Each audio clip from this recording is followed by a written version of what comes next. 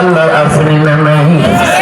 এরা বন্ধুরা জন্য বলতেছে, যুবক কোন আমলকেই কখনো ছোট করে দেখবা না, কোন আমলকেই কখনো ছোট করে দেখবা না। শাবান মাস চলতেছে, আর 2 দিন পরেই কিন্তু শবে বরাত, এরপরে এই রমজান।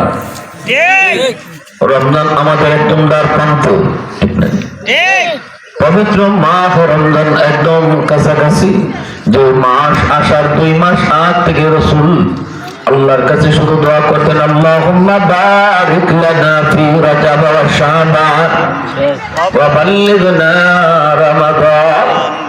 আল্লাহ তুমি রজব শাবানে আমারে বরকত তুমি বাড়ায় দাও, আর শাবান রমজান পর্যন্ত আমার হায়াত তুমি বাড়ায় দাও। ও মালিক, এই মুহূর্তে তুমি আমার এই কবরে ডাক